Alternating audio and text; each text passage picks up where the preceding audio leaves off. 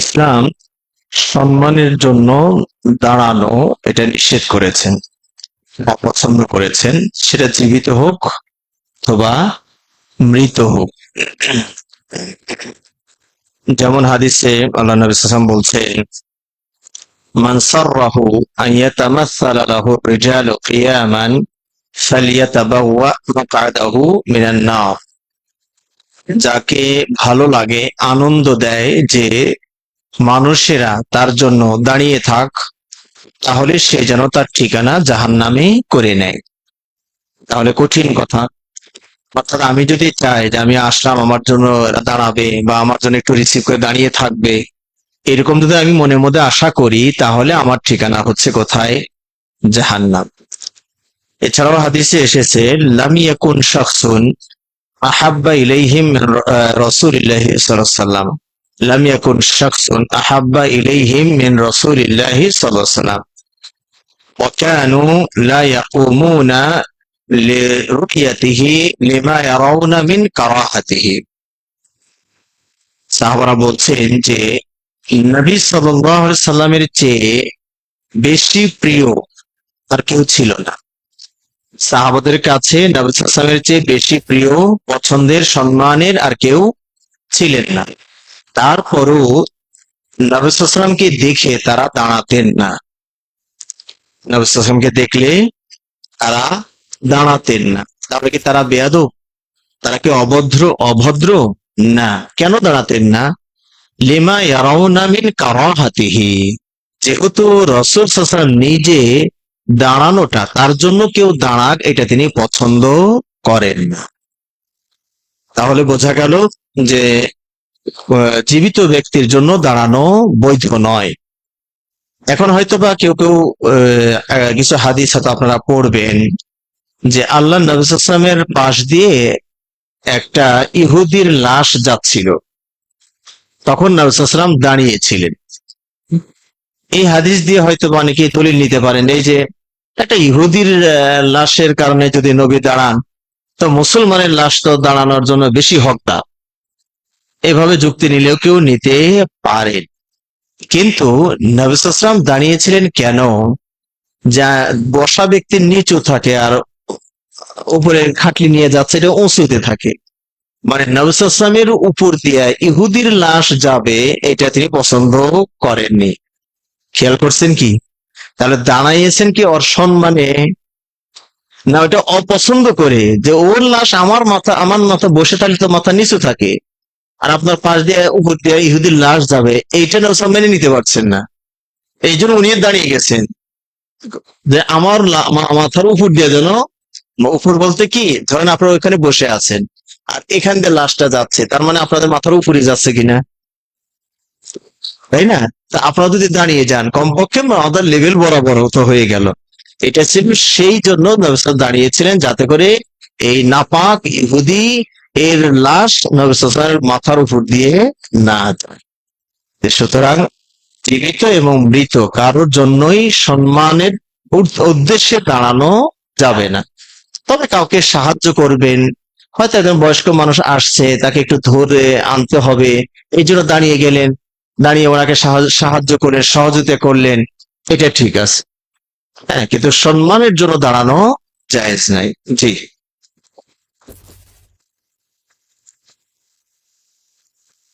পরের প্রশ্ন, জীবিত ব্যক্তির সময় দেওয়া, আচ্ছা এটা একই, এদের উত্তর হয়ে গেছে। আচ্ছা আচ্ছা।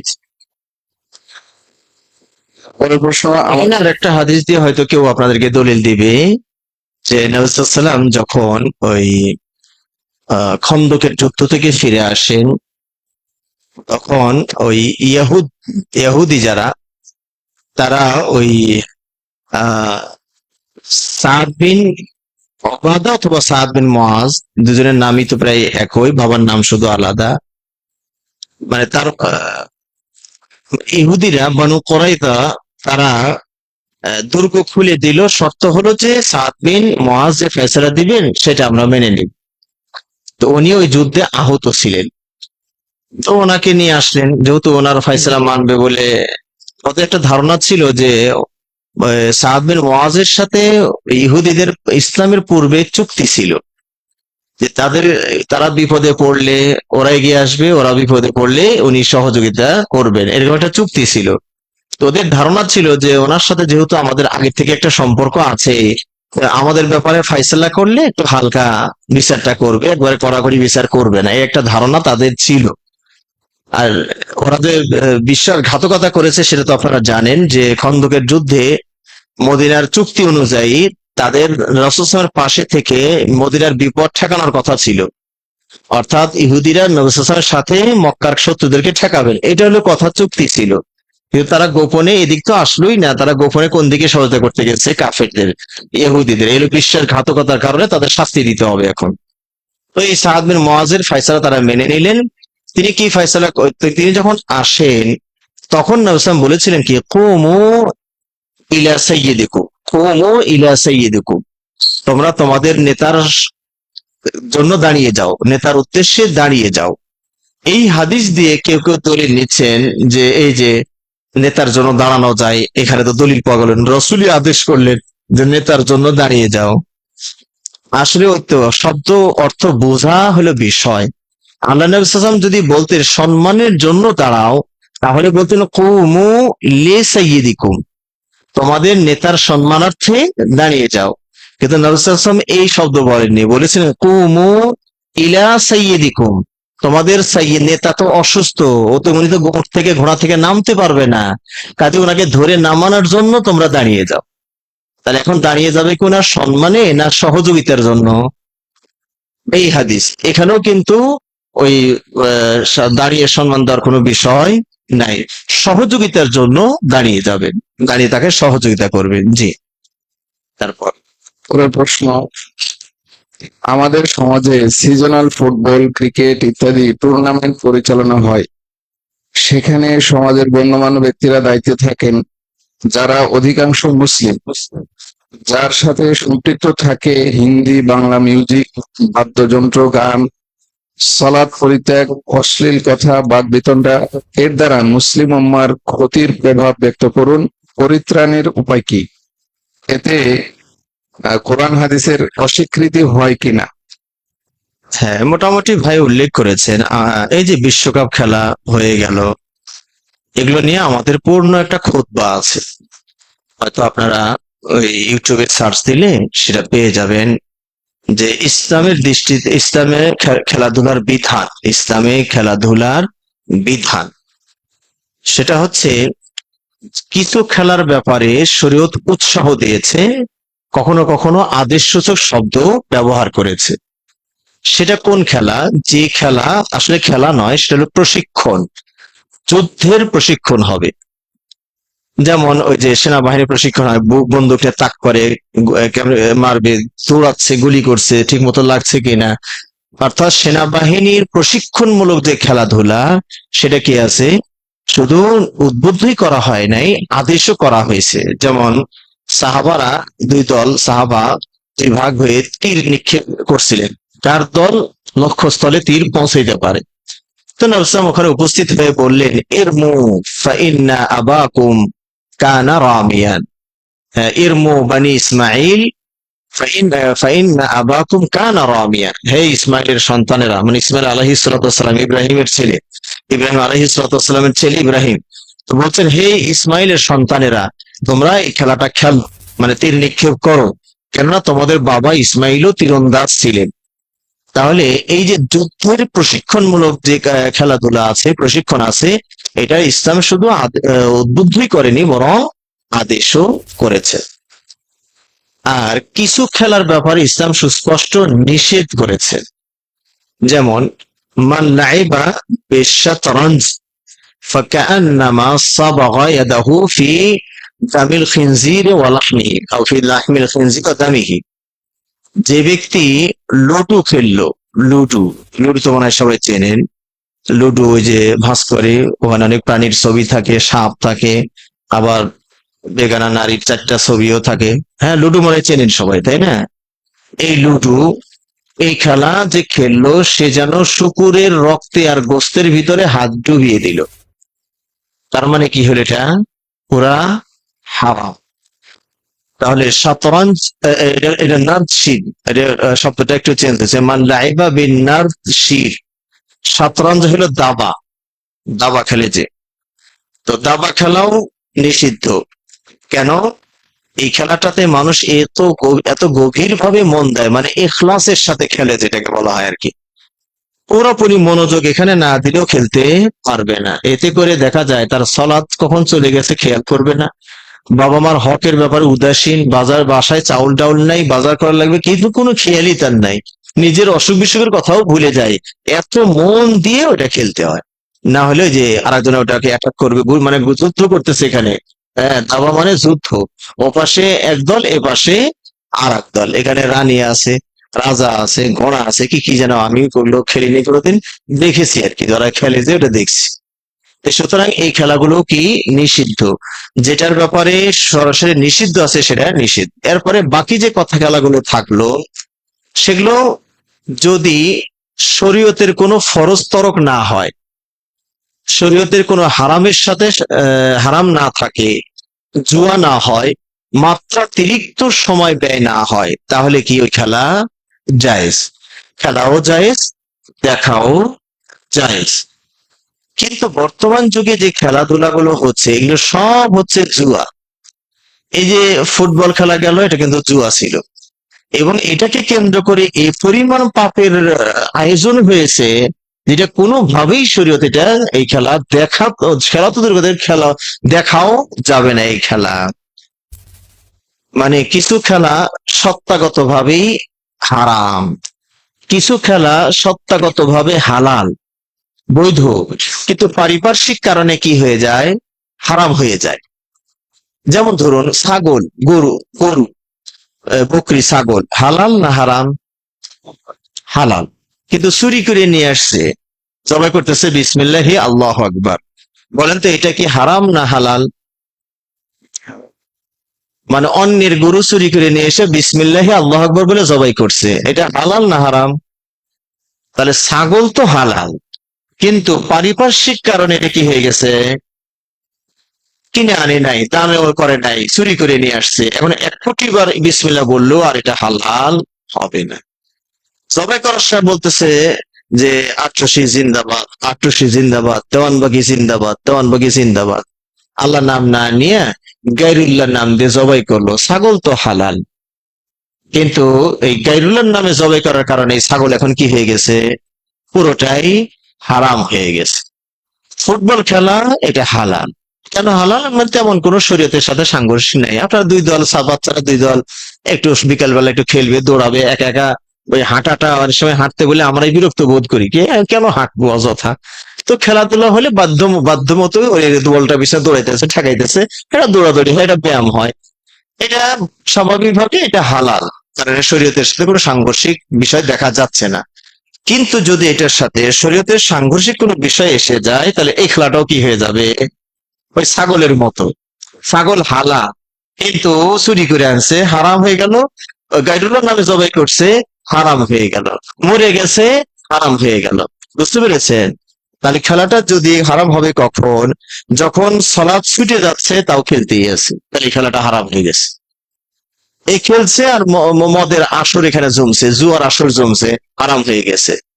দুই পক্ষ খেলছে, দুই পক্ষই চাঁদা দিয়েছে, চাঁদা দিয়ে, যেমন গ্রাম অঞ্চলে যে খেলার আয়োজন করেন, আপনারা কি করেন, 20টা দল খেলবে, 20 দলের কাছ থেকে 5,000 করে টাকা নিলেন, 1 লক্ষ টাকা। যারা আয়োজন করলো তারা ধরেন 30,000 টাকা দিয়ে একটা টেলিভিশন কিনছে, আর 20,000 টাকা দিয়ে একটা রেডিও কিনছে। আগের উদাহরণ দিই, এখন ধরো 50,000 টাকা ওরা কিছু খাবে, আর আয়োজনে যা খরচ হয়, এই যে 1 লাখ টাকা, এটা কার টাকা? সকল খেলোয়াড়ের টাকা, কিন্তু 20টা দল, প্রত্যেক দলে 5,000 করে দিয়েছে। এই যে ধরেন এখন এই যে এটা আমরা দুইজন মিলে 50,000 টাকা দিয়ে এটা এই বোতলটা মানে মাম বোতল, পেপসি বোতল ধরেন, এটা কিনলাম। পেপসি তো না খাওয়াই ভালো না, বোঝানোর জন্য বলছি আর কি। আর এই যে বোতলটা আমরা দুই পক্ষ কিনছি, খেলার পরে যে জিতবে তার দল এই পানি এটা খাবে। এটা হলো কি হলো বলেন তো, এটা জুয়া হইলো, এটার নামই হলো জুয়া। দুই পক্ষেরই অংশগ্রহণ থাকবে, পাবে এক পক্ষ। এটার নাম কি? জুয়া। আচ্ছা, হয়তো বা বলতে পারেন ব্যবসাও তো এরকম না, ব্যবসা এরকম না। ব্যবসা কিরকম? এই যে আমি হলো ব্যবসায়ী, আমার হলো বোতল আছে, আপনি বললেন ওস্তাদ এটার দাম কত? 20 টাকা। তো 20 টাকা নিয়ে আপনি এটা নিয়ে গেলেন, তাহলে এখানে আমাকে 20 টাকা দিচ্ছেন, আমার পণ্যটা নিচ্ছেন, দুই পক্ষ লেনদেন হয়েছে কিনা? লেনদেন হয়েছে। আচ্ছা, অথবা এটাকে আমাকে হাদিয়ে হিসাবে দিয়ে দিলেন, দোস্তাদ মনে হয় গলাটা শুকিয়ে গেছে, এই যে নেন পানিটা নেন। আমি কিন্তু আপনাকে কিছু দিলাম না, এটা দান করছেন আপনি। আচ্ছা, খেলাধুলায় যে দুই পক্ষ বোতলটা কিনছেন, আপনি কি দান করছেন? আপনিও পাওয়ার আশায় আছেন যে আমি যেন পাই পুরাটা, আমার 50 আর 50, 100 টাকা তো, পুরোটাই যেন আমি পাই, এই নিয়ত করে কিন্তু খেলতেছেন। এটার নাম কি? জুয়া। এখন তাস খেলেন, দাবা খেলেন, এটা খেলেন, সেটা খেলেন, যদি এরকম পুরস্কার এখানে ঢুকে যায়, এটার নাম হলো জুয়া। তবে পুরস্কার যদি এই যে প্রতিদ্বন্দ্বী খেলোয়াড়রা না দিয়া তৃতীয় একজন ব্যক্তি বলছে আচ্ছা বাবারা তোমরা খেলো, পুরস্কার আমি দিব, তাহলে আবার জায়েজ। গ্রামের চেয়ারম্যান মেম্বার একজন ধনাঢ্য ব্যক্তি বললেন আচ্ছা ঠিক আছে তোমরা খেলো, তোমাদের পুরস্কার দিব, যে বিজয় লাভ করবে তারে দিব 2000 টাকা, যারা পারবে না তাদের 1000 টাকা দিব, এখন তোমরা খেলো। এই তৃতীয় পক্ষ যদি টাকাটা দেয় তাহলে আবার কি আছে? খেলা জায়েজ আছে। বুঝতে পেরেছেন বিষয়টা?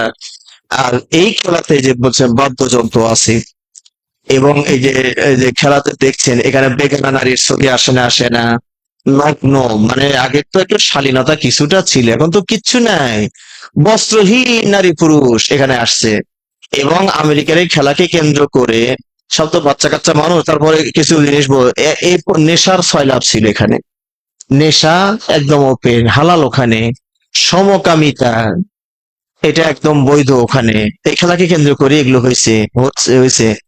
এবং খারাপ নারী, যেটা যে দেহ ব্যবসা যে নারীরা করে, এই খেলাকে কেন্দ্র করে আমেরিকায় যত পতিতা ছিল, পতিতার এই 39 দিনের কোনো কোঠা ফাঁকা ছিল না, প্রতিদিনের জন্য বুকিং ছিল। তাহলে এই যে লোকগুলো গেছে কি কাজের জন্য গেছে? খালি খেলা দেখতে গেছে। কি পরিমাণ অর্থ এখানে অপচয় হয়! শেখ আহমদুল্লাহ বলছেন যে এই খেলাকে কেন্দ্র করে 260, সম্ভবত আমার 260, ঠিক আছে, এরপরে বিলিয়ন ডলার খরচ হয়, 260 বিলিয়ন ডলার খরচ হয় এই 39 দিনের খেলা বাস্তবায়ন করতে। আর উনি বলছেন মাত্র 40 বিলিয়ন ডলার যদি এই খরচ করা হতো, এই বিশ্বে কোনো গরিব মানুষ থাকতো না। মাত্র 40 বিলিয়ন, সেখানে খেলাকে কেন্দ্র করে খরচ করে 260 বিলিয়ন খরচ করছে। কি পরিমাণ এখানে পাপ, অর্থ অপচয়, সময় অপচয় এখানে এখানে আছে, আপনি খেয়াল করুন। আমার দেশের আমার ছেলেরা উন্মাদনায় মত্ত হয়ে যায়, বাজি ধরে, বাজি ধরে না, যে যদি আর্জেন্টিনা জেতে তাহলে আমার তুই এটা দিবি, যদি ব্রাজিল জেতে তাহলে তুই এটা নিবি, বাজি ধরে, যে জুয়া এখানে ঢুকছে। মারামারি করে, ভাই এক দলের আর এক ভাই আর এক দলের। রেফার গোল দিছে, কয় রেফারি এখানে ভুল ধরছে, ভুল ধরে নাই, দিয়ে আরো দুই ভাই মারামারি করে, বাপ বেটা মারামারি করে, গ্রামে গ্রামে মারামারি লাগে, টেলিভিশন ভাঙচুর হয়, 100 এগুলো ছিল। সুতরাং এই খেলাকে কেন্দ্র করে কাফেরের প্রতি ভালোবাসা প্রকাশ করা হয়, ওই অসংখ্য সাইড আছে এই মানে এই খেলাকে হারাম বলার জন্য। তো সুতরাং আমার ওই বক্তব্যটা আছে, আপনারা হয়তো যদি কখনো দেখতে মন চান না, ওই আমার ওই যে ইসলামিক খেলাধুলার বিধান, হ্যাঁ, শেখ আব্দুল নূর মাদানী এভাবে সার্চ দিলে আশা করি পেতে পারেন। আমি তো রেকর্ডিং করে ছাড়ি না, তবে অনেকে রেকর্ডিং করে দেখি মনে হয় সার্চের, এই আর কি। জি। পরের প্রশ্ন, আমাদের সমাজের বর্তমানে অধিকাংশ মসজিদ পরিচালনায় প্রতিযোগিতা দিয়ে বেনামাজি, সুদখোর, বিড়ি তামাক সেবনকারী দায়িত্বশীল হচ্ছে, ভালো মানুষের পরামর্শ চলছে না, করণীয় কি? বিষয়টা হচ্ছে মসজিদ মাদ্রাসা হোক, দিনী কোনো প্রতিষ্ঠান, আসলে দিনী মনোভাবাপন্ন মানুষ দ্বারাই পরিচালিত হওয়ার কথা, যেটা আল্লাহ কোরআনে সূরা তাওবায় বলেছেন ইন্নামা ইয়া'মুরু মাসাজিদাল্লাহি মান আমানা বিল্লাহি ওয়াল ইয়াউমিল আখিরি ওয়া আকামাস সালাতা ওয়া আতাজ যাকাতা ওয়া লাম ইয়াখশা ইল্লাল্লাহ। মসজিদ মাদ্রাসা এগুলো পরিচালনা, বিশেষ করে মসজিদ পরিচালনা করবে কারা? তাদের মাঝে 5টা বৈশিষ্ট্য আছে। ঈমান আছে, ফ্রেশ ঈমান, ঈমানের ব্যাখ্যা বিশাল। ঈমান আছে, আর কি? আখিরাত, আখিরাত দিবসকে তারা বিশ্বাস করে, সালাত কায়েম করে, জাকাত দেয়, আর আল্লাহ ছাড়া কাউকে ভয় করে না। এই বৈশিষ্ট্য মণ্ডিত পাঁচটি বৈশিষ্ট্য মণ্ডিত ব্যক্তিরাই মসজিদের কমিটি হবেন। এখন ধরুন আপনার এলাকার মসজিদে সুদখোর ঢুকে গেছে সভাপতি, ওই যে রাজনৈতিক প্রভাব দেখিয়ে উনি সভাপতি হয়ে গেছেন, উনি সেক্রেটারি হয়ে গেছেন, জীবনে মসজিদে আসে না, শুক্রবারে খুতবার শেষের দিকে একটু আসে, হ্যাঁ, কিরকম হয়ে আছে। এখন আপনি কি করবেন? আপনার যেহেতু এখানে এই কমিটি পরিবর্তন করার ক্ষমতা নাই। যদি আপনার ক্ষমতা থাকে আর দেখেন বড় ধরনের কোনো সংঘর্ষ বা গন্ডগোল ছাড়াই এই কমিটিকে উৎখাত করা সম্ভব, আর আপনি সেটা চেষ্টা করেন।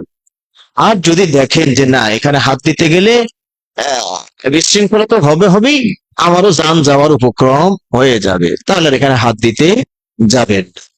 আপনি আপনার ইবাদত বন্দেগী ঠিক রাখবেন, আপনার দান খয়রাত যা আছে ঠিক রাখবেন। দায় দায়িত্ব ওদের উপরে আছে, ওদেরকে ওরা আল্লাহর কাঠগড়ায় দাঁড়াবে, আল্লাহর কাছে জবাব দিবে। বুঝতে পেরেছেন? এর মানে এটা নয় যে আমি আর মসজিদেই যাব না, না। একজন ইমামও যদি ফাসিক হয়, ধরেন কাবিরা গুনার সাথে জড়িত, উনি আবার মসজিদের ইমামও, আপনারা জানেন বোঝেন যে এনার সমস্যা আছে, কিন্তু কমিটি ওনারই রাখছে, চেঞ্জ করতে পারছেন না। হ্যাঁ, আপনার যদি পাশে আর কোনো ভালো মসজিদ, ভালো ইমাম থাকে, আপনি সেখানে যায় পড়েন। কিন্তু যদি দেখেন যে এটা ছাড়া কাছে আশপাশে কোনো মসজিদ আমার নাই, তাহলে আপনি এর পিছনেই সালাত পড়বেন, আপনার সালাত হয়ে যাবে। ইমাম সাহেবের পাপের খেসারত উনি দিবে আল্লাহর কাছে। জি। পরের প্রশ্ন, খুতবার শেষ অংশে বলেছেন আল্লাহ রসুলকে বিচারক হিসেবে মানতে হবে, আল্লাহর হুকুম, এটা আল্লাহর হুকুম। তাহলে বর্তমানে আমাদের সমাজের অধিকাংশ বিচারক রাসূল সাল্লাল্লাহু আলাইহি ওয়াসাল্লামের আনুগত্য বিরোধী। তাহলে প্রত্যেক মসজিদের ইমামগণ সমাজের বিচারক নির্ধারণ হওয়া দরকার নয় কি? হ্যাঁ, অবশ্যই। আসলে মসজিদের ইমাম, যেমন মক্কা মদিনার বিষয়টাই দেখুন, সেখানে ইসলামী ব্যবস্থাপনা আছে বলেই যারা মক্কা মদিনার ইমাম তারাই কিন্তু আবার বিচারপতি। সবাই না, হয়তো কেউ আছেন কেউ নাই। ওদেশে যত বিচারপতি দেখবেন সব কারা? আলেম ওলামারা, তাই না? সৌদি আরবের বিচারক যারা, বিচারপতি যারা, তারা হলেন আলেম ওলামা, যেহেতু তাদের বিচার ব্যবস্থাপনাটা শরীয়ত ভিত্তিক।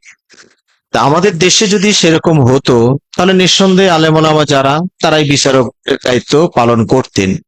এখন যেহেতু সেটা আমাদের নাই, তবে যদি মনে করেন আপনারা যে আপনাদের মসজিদ কেন্দ্রিক একটা সমাজ গড়ে উঠবে, এই মসজিদে এই সমাজটা আমরা আমাদের ইসলামী শরিয়া অনুযায়ী পরিচালনা করতে চাই, আর সরকারের পক্ষ থেকে কোনো বাধা যদি না থাকে, তাহলে আপনারা কমপক্ষে এই মসজিদকে কেন্দ্র করে একটা সমাজ ওইভাবে গড়ে তুলতে পারেন যে আপনাদের মাঝে পরস্পর গন্ডগোল যা হবে মসজিদে এসে সেটা সমাধান হবে।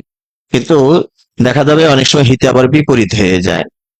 মসজিদ যদি এটা দায়িত্ব নেয়, এখন রায় দিলে তো একজনের বিপক্ষে যাবে, তখন বিপক্ষে যাবে, তখন এই মসজিদে আর যাবো না, এই হুজুর ভালো না। সমস্যা হলে আমাদের এটা মানার প্রবণতাটা কমে গেছে। আমি কিন্তু খুতবায় এটা বলছি যে রাসূল সাল্লাল্লাহু আলাইহি ওয়াসাল্লাম যখন বিচার করবেন, এটা যে 100 রাইট হবে তা কিন্তু নয়। কারণ আল্লাহ নবী সাল্লাল্লাহু আলাইহি ওয়াসাল্লাম নিজেই বলছেন যে লাআল্লা বাযুকুম আলহানা মিন বা'দ, তোমাদের কেউ কেউ আছো একজনের চেয়ে আরেকজনের বেশি বাকপটু। যে অপরাধী তার বাচন ভঙ্গি এত চমৎকার, ও শুনে মনে হবে যে এই তো নিরপরাধী। আর যে অপরাধ মানে নিরপরাধী, ওর ভাষা অত উচ্চাঙ্গের হচ্ছে না, প্রকাশ ভঙ্গি অত ভালো না, তো রায়টা তখন ওর বিপক্ষেই চলে যেতে পারে। এই জন্য ইসলাম বলছেন যে দেখো, তোমরা কেউ আছো বাকপটু, কথাগুলো সুন্দর করে তুলে ধরো, আমার কাছে মনে হয় এই মনে হয় সত্য, এই মনে হয় মিথ্যা, তা আমি তোমার পক্ষে রায় দিয়ে দিলাম, ওর সম্পদ নিয়ে তোমারে দিয়ে দিলাম। এটা মনে করো না যে রাসূল ফয়সালা দিয়েছেন তাতে আমার জন্য এটা বৈধ হয়ে গেছে। রাসূল বলছেন আমি তোমাকে যা একটা আগুনের টুকরা তুলে দিছি, আমি তোমাকে জমি দেই নেই, টাকা দেই নেই, বরং কি দিয়েছি? অঙ্গার, আগুনের একটা অঙ্গার তোমার হাতে তুলে দিয়েছি। আর তুমি রাখবা না ফেরত দিবা তোমার ব্যাপার। কিন্তু রাসূলের আদালতে কিন্তু রায়টা ওনার দিকে যাচ্ছে, কারণ উনি শুনে যেটা বুঝতেছে তাতে উনি সঠিক, আসলে উনি কিন্তু বেঠিক। এটা তো আল্লাহ ছাড়া বোঝার উপায় নাই। ইলমে গায়েবের মালিক কে? আল্লাহ। রাসূল তো গায়েবের মালিক না। এরকম আলী রাদিয়াল্লাহু আনহু ইহুদির সাথে দ্বন্দ্ব ছিল, রাসূল ফয়সালা দিলেন, ইহুদির পক্ষে রায় দিলেন। আসলে রায়টা আলী একদম পক্ষে হওয়ার কথা। তো ইসলামের যে বিধান আছে সেই বিধানে আলী দলিল প্রমাণ দিতে পারছে না, ইহুদির পক্ষে রায় দিয়ে দিলেন। ইহুদি কিছু দূরে গিয়ে আবার ফেরত এসে জমি ফেরত দিয়ে গেলেন যে আল্লাহ, হে আল্লাহ রসুল, মানে মোহাম্মদ, আসলে জমিটা তো আলীরই। হ্যাঁ, উনি প্রাপ্য হলেন, প্রাপ্য ছিলেন। কিন্তু নবী সাল্লাল্লাহু আলাইহি ওয়াসাল্লাম বিচার হিসাবে স্বজন প্রীতি করতে পারতেন যে ইহুদি, এটা হলো মুসলিম, তাই না, আমার জামাই আবার, ওই পক্ষে তো রায় দিতে পারতেন, কিন্তু রায় দিলেন না। ইসলামের নীতি অনুযায়ী ফয়সালা করলেন, ফয়সালাটা ভুল হয়েছে। কিন্তু রসুলের এর চেয়ে বেশি কিছু করার থাকলো না। আল্লাহ করবেন চূড়ান্ত বিচার, আল্লাহ আখেরাতে আর এক আদালত আছে, ওখানে আপিল হবে, ওইখানে হবে সমাধান। বুঝতে পেরেছেন? তো ইমাম, মসজিদের ইমাম, খতিব, তারাই বিচারক, তারাই মানে সমাজের বিচার হওয়ার কথা। তো সমাজের অবস্থা এখন ভিন্ন গতিতেই চলছে। ইত্তাখাযান নাস রুউসান জুহালান, হাদিস আসছে না, যখন আল্লাহ আলেম গুলোকে একটা একটা করে উঠিয়ে নেবেন, মৃত্যু দিবেন। দেখেন আপনাদের এই চাঁদপুরে কয়জন আলেম আপনার আমাদের সমাজের মধ্যে আছে? অনেকগুলো সমাজ, কিন্তু আলেম, যোগ্য আলেম কয়জন পাবেন? বেশিরভাগই যা ছিলেন মারা গেছেন, তাই না? এরকম তখন মানুষেরা এই যে সাধারণ মানুষকে বিচারক হিসাবে নির্ধারণ করবে, তারাও ভুল করবে, ভুল ফতোয়া দিয়ে নিজেরাও পথভ্রষ্ট হবে, অন্যদেরকেও পথভ্রষ্ট করবে। তারপরও আমরা বলি যে আপনারা মুসআব বিন উমাইর রাদিয়াল্লাহু আনহু কমপ্লেক্সের অধীনে যদি একটা সমাজ গড়ে তুলতে পারেন, আর এই সমাজের মানুষের মাঝে যদি কোনো দ্বন্দ্ব হয়, তাহলে সেই বিচারটা কোরআন এবং ফায়সালা হবে, এবং সেটা আপনারা সবাই মেনে নেবেন। এই মতে যদি ঐক্যমত হতে পারেন, তাহলে তখন আলেমরাই বিচারক হতে পারবেন ইনশাআল্লাহ। শেষ প্রশ্ন আজকের। বর্তমান সময়ে হিজবুত তাওহীদ নামক দলটির ফিতনা অনেক বেড়ে গেছে। তাদের দাবি সময়ের মধ্যে একটি দাবি হলো ইসলামী দাওয়াতি কাজ তথা সালাত পড়িয়ে আজান দিয়ে আলোচনা করে কোনো বিনিময় নেওয়া যাবে না। কথাটি কোরআন হাদিস অনুযায়ী স্পষ্ট করবেন অনুগ্রহপূর্বক। হ্যাঁ, কথা ওই যে আমার খুতবার শুরুতে একটা কথা বলেছিলাম, আপনাদের মনে আছে কিনা, আলী রাদিয়াল্লাহু আনহুর কথা, কালিমাতু হাক্কিন উরিদা বিহা আল বাতিল। কথাটা সুন্দর, উদ্দেশ্য খারাপ। কথাটা সুন্দর, উদ্দেশ্য খারাপ। অর্থাৎ ইমামতি করে টাকা নেওয়া যাবে না, কথাটা সুন্দর, সত্য, ভালো। মুয়াজ্জিনগিরি করে টাকা নেওয়া যাবে না, সুন্দর। খুতবা দিয়ে টাকা নেওয়া যাবে না, খুবই সুন্দর কথা। কিন্তু উদ্দেশ্য খারাপ। উদ্দেশ্য কি খারাপ? যখন এই যে আপনাদের ইমাম সাহেবকে যদি আপনারা বেতন না দেন, উনি কি আর এখানে ইমামতি করবে? উনি আসছেন সে রাজশাহী থেকে, ঢাকা থেকে, উনি সেখানে ইমামতি করবে? তার ওনাকে চলে যেতে হবে কিনা? ওনার তো পেট আছে, বাচ্চা আছে, ক্ষুধা আছে, তো উনি চলে যাবেন। চলে গেলে আপনাদের ইমাম ইমাম চলে গেল, সালাদকে আমরা মসজিদটা বিরান হয়ে যাবে। আপনি যখন মসজিদে আসতে বিতস্ত বোধ করবেন যে আমি যাব, ইমাম তো নাই, মানে আমারই যদি সামনে দিয়ে দেয়, তো আমার তো ইন্না আত্মার ছাড়া তার কোনো সূরাই মুখস্থ নাই, তো পড়ে যাবেন বিপদে। যাকে আমি বাড়িতে পড়ে নেই। বুঝতে পারছেন? কারণ ইমামকে বেতন দিব না, ঠিক আছে, মাস্টার তো ভালো কথা, সুন্দর কথা, ইমামকে বেতন দিলেন, ইমাম চলে গেল। এখন আপনি মসজিদে আসলে ইতস্তবোধ করবেন কিনা যে আসরে পার করছি, ওটা তো মনে মনে পড়তে হয়, যা পড়ছি পড়ছি, আল্লাহ বুঝছে, আমি বুঝছি। কিন্তু মাগরিবে যদি আমারে দিয়ে দেয়, তাহলে তো বিপদ। এসাতেও যদি আমারে ঠেলা মারে, মুশকিল। ফজরে তো কথাই নাই। আমরাই ভয় পাই, কারণ আমরা তো ইমামতি করে অভ্যাস নাই, হাদিস কোরআন পড়ে অভ্যাস। আমাদের কিছু নিয়মিত ইমামতিদের অবস্থা খারাপ হয়ে যাবে, মোতালা করতে করতে যে আজকে কোন সূরা পড়বো, এটা পড়তে পড়তে অবস্থা আমাদেরই খারাপ হবে। কারণ আমরা বড় বড় আলেম ওলামারা ইমামতি করি না, খালি এই খুতবার সময় একটু আসি, নির্দিষ্ট সূরা করে পড়ে চলে যাই। বুঝতে পেরেছেন?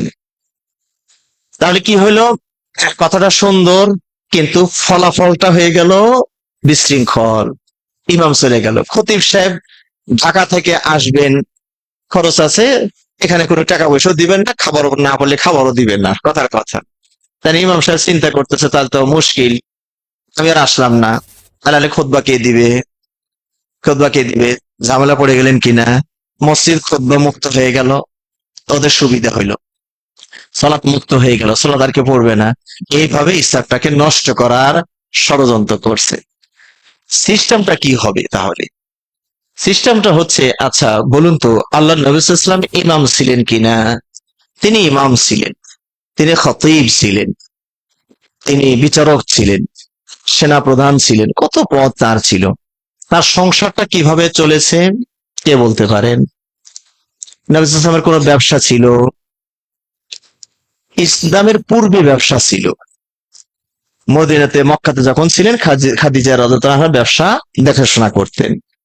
যখন থেকে তিনি নবুয়ত পেয়ে গেলে তখন ব্যবসা করবেন কখন, এগুলো নিয়ে তো ব্যস্ত। খাদিজার কিছু সম্পদ জমা ছিল, ব্যবসা আর হচ্ছে না, কিন্তু খাদিজার জমানো টাকা থেকে খরচ হচ্ছে খালি। বুঝতে পেরেছেন?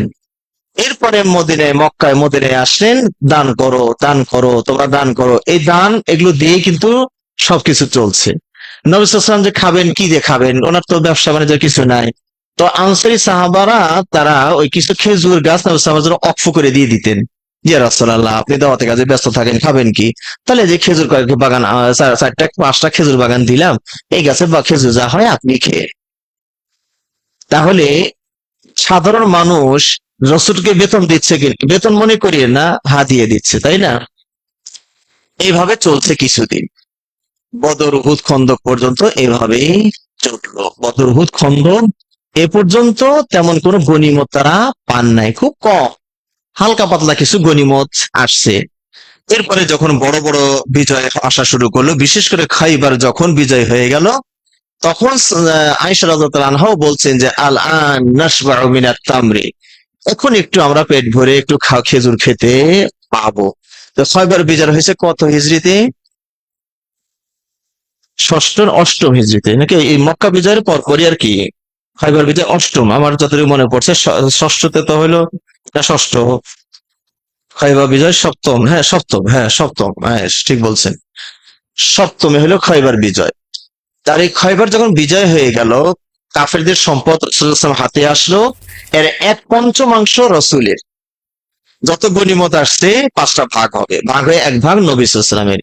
আর যে চার ভাগ থাকলো এটা যোদ্ধাদের মাঝে বন্টন করে দেওয়া হবে। এখন রাসূল সাল্লাল্লাহু আলাইহি ওয়াসাল্লাম এবং অন্যান্য এলাকায় যখন ইমাম পাঠাচ্ছেন, শাসক পাঠাচ্ছেন, তারা তারা তারা সংসারটা কি দিয়ে চালাবে? ওই যে গনিমত জমা হচ্ছে সেখান থেকে তোমার সংসার চালানোর জন্য যতটুকু লাগে ততটুকু নিবা। আবু বকর যখন খলিফা হলেন, তো উনি তো খলিফা হওয়ার আগ পর্যন্ত উনি ব্যবসায়ী, কাপড় ব্যবসায়ী। তো খলিফা হওয়ার পরেও ওই মাথার পোটলা, কাপড়ের পোটলা মাথায় নিয়ে বাজারের দিকে যাচ্ছেন। ওমর ইবনে খাত্তাব পিছন থেকে টেনে ধরছেন, কি কই যান? কয় বাজারে যাই। তো এই রাষ্ট্র দেখবে কেডা? আপনি যদি বাজার করতে যান, ব্যবসা করতে যান, তো এই রাষ্ট্র, এত বড় রাষ্ট্র, এর দায়িত্ব আপনার, এটা দেখবে কে? কয় তাহলে আমার সংসার চলবে কেমনে? আমি যদি সবসময় খালি তোমাদের রাষ্ট্র দেখবো, তা আমার সংসার চলবে কেমনে? কয়টা ব্যবস্থা করা হবে? আপনি ব্যবসা রাখেন, খেলাফত এত বড় রাষ্ট্র দেখাশোনা করেন, গনিমতের মাল থেকে, গনিমতের ফান্ড থেকে ওনার সংসার চালানোর জন্য কিছু করে দেওয়া হইতো। বুঝতে পেরেছেন বিষয়টা? আচ্ছা, তাহলে এখন হিজবুত তাওহীদেরা বলছে, ভালো কথা বলছে, ইমাম সাহেব বেতন দিবেন কেন? ওনার খাওয়া পড়ার দায়িত্ব হিজবুত তাওহীদ নিয়ে নিক, বেতন দিবেন কেন? বুঝতে পেরেছেন? ওনার চিকিৎসা যা লাগে, খাওয়া যা লাগে, পড়া যা লাগে, চার পাঁচটা বাচ্চার পড়াশোনা, খাওয়া দাওয়া যা লাগে, আপনারা গনিমতের মাল থেকে দিবেন, তো ওনার সংসার চলবে, উনি ইমামতি করবে। কিন্তু সেটা দিবে না। একটা শব্দ ভালো করে দেখাচ্ছে যে দিনের কাজ করে টাকা পয়সা নিতে হয় না। এই কথা বলে আজ পর্যন্ত ওরা কোনো আলেম তৈরি করতে পারছে? বলেন তো দেখি, তাদের মধ্যে কোনো আলেম আছে? আলেম নাই, সব জাহেল সাধারণ মানুষ, রিক্সা চালক, ভ্যান চালক। আমার অফিসে হিজবুত তাওহীদের লোক দাওয়াত নিয়ে গেছে, আমাকে দাওয়াত দিতে গেছে, দেখছেন? আচ্ছা ঠিক আছে, সমস্যা নাই, আমরা সব দিলে জানি তা তো না। আমাদের দাওয়াত দিতে গেছে হিজবুত তাওহীদ। আমি বললাম আপনাদের নাম কি? তাওহীদ। আচ্ছা বলে তো তাওহীদ কাকে বলে? এখন তো আর কিচ্ছু বলতে পারে না। হিজবুত তাওহীদ, আপনি তাওহীদের নাম দিয়েছেন, অথচ কয় আমরা তো এগুলো বুঝি না, আমরা সাধারণ মানুষ, কেউ গাড়ি গাড়ি গাড়ি চালাই, বাসটা চালাই, আমাদের দিনের একটা সময় আছে, সময় আল্লাহর পথে দিতে হয়, ওই জন্য আমরা আসছি, বই দিয়ে গেলাম, বই পড়েন, ওর মধ্যে সব আছে। কিন্তু হেরা কেউ জানে না যে তাওহীদ কি জিনিস। বুঝতে পেরেছেন? এদের মধ্যে অজ্ঞতা দিয়ে ভরা। আর এদের হচ্ছে কি, খেলাফত কায়েম করতে হবে, এটা তো মেইন স্লোগান। সালাত তো এটা তো পরের ব্যাপার, এগুলো তো এখন না, খেলাফত আগে কায়েম হোক। পর্দা বা এটা তো এখন না, আগে খেলাফত কায়েম হোক। মানে এমন একটা মজার টোপ ফেলছে, জনগণ তো ওইটাই চায় যে খেলাফত কায়েম হলে আমি সালাত পড়বো। তারা কি তার পড়া লাগতেছে না, দ্বিধা আছে, কাজ করতেছে। এখন সালাত নাই, পর্দা নাই, হালাল হারাম নাই, কিচ্ছু নাই, শুধু খেলাফত কায়েম হওয়ার আগ পর্যন্ত এটা আমরা মক্কার জীবন চলতেছে। এখন চলছে কিসের জীবন? মক্কার জীবন। মদিনার জীবন আসলে না সালাত ফরজ হয়, বুঝতে পেরেছেন? তো এখন চলছে আমার মক্কার জীবন, তো মক্কায় তো কোন রকম সালাতটা একটু ফরজ হয়েছে, আর বাকি বিধান তো ফরজ হয় না। এগুলো সবই হচ্ছে কালিমাতু হাক্কিন উরিদা বিহাল বাতিল। বাহ্যিক কথাটা চাকচিক্যময় সুন্দর, আর এর কথা হলো উদ্দেশ্যটা খারাপ। কয়েকদিন আগে আমার মসজিদের এখন সহসভাপতি উনি বলছেন, ওনার বাড়ি কুমিল্লা, তো ওনার চাচা ধনী মানুষ, অনেক দান টান অনেক কিছু করে, কিন্তু উনি এই যে এইরকম মত যে ইমামতি করে খুতবা দিয়ে পয়সা নেওয়া যাবে না, কাজে আমি পয়সা দিব না, তোমরা কেমনি মাসালা তোমাদের ব্যাপার। ধনী মানুষ, কিন্তু উনি দিবে না এই ঘোষণা দিয়ে দিয়েছে। তখন ওই যে উনি হলেন ভাতিজা, ওনার চাচা বলছে দিব না, আর উনি ভাতিজা, ঢাকা থেকে উনি গেছে একদিন জুমার দিন, গিয়ে এখন খুতবার সময় হয়ে গেছে, চাচাও আসছে, আমি ইমাম সাহেব আছে। উনি ইমাম সাহেবকে আগে বলে রাখছিলেন যে আপনি আগে খুতবায় উঠবেন না, আমরা না বলা পর্যন্ত আপনি খুতবায় উঠবেন না, থাকবেন বসে থাকবেন। আর খুতবার সময় হয়েছে, আর ওই ভাতিজা চাচা কয়ে গেছে, চাচা খুতবার সময় হয়েছে, যান খুতবা দেন। কয় কে বাবা, আমি কি এগুলো পারি টারি নাকি, এগুলো কি আমার পড়াশোনা আছে নাকি? কারণ এটা কে খুতবা দিবে? কয় ইমাম সাহেব না দেখতেছি। কয় না, ওনাকে তো আমরা ধরেন বিদায় দিয়ে দিয়েছি, ওনাকে আমরা বেতন দিব না, ওনাকে আমরা কাজ দেবো না, উনি কি এখন থাকবে নাকি? ওনার পেট বাল বাচ্চা আছে না, ওনাকে আজকে খালি বসায় রাখছি, এই জুমার পরে আমরা একটা আনুষ্ঠানিক ভাবে ওনাকে বিদায় দিব, উনি চলে যাবে। তাহলে এই খতিব তো চলে গেল, তাহলে খুতবা দিবে খেতে, আপনি আজকে শুরু করেন, পরে দেখি আমরা কি মানে চালান যায়, আজকে আপনি শুরু করেন। পড়ে গেছে তো বিশাল বিপদে। কয়ে বাতিজা তুমি আমার অপমান করতেছো, কয় এটা অপমানের কি আছে কন্ত দেখি। আর ইমাম সাহেবকে আমরা বিদায় দিব, দিয়ে দিছি ধরেন, তা এখন খুতবা কি দিবে? তা না আপনি দেন। কয়ে তুমি ঝামেলা করো না তো, এই কত টাকা দেওয়া লাগবে দিবনি, তো এই ইমাম সাহেব কি বলো খুতবাটা দিতে, ধরা খাইছে হয়ে যায়। এখন ইমাম সাহেবকে আপনি চলার মতো কিছু দিবেনও না, আবার খুতবাও দিতে পারবেন না, তার মানে কি মসজিদটা বিরান হয়ে যাবে। কথাটা সুন্দর, উদ্দেশ্যটা খারাপ। আল্লাহ আমাদেরকে বোঝার তৌফিক দান করুন, আমিন। সুবহানাকাল্লাহুম্মা ওয়া বিহামদিকা আশহাদু আল্লা ইলাহা ইল্লা আনতা আস্তাগফিরুকা ওয়া আতুবু ইলাইক। আসসালামু আলাইকুম ওয়া রাহমাতুল্লাহি ওয়া বারাকাতুহু।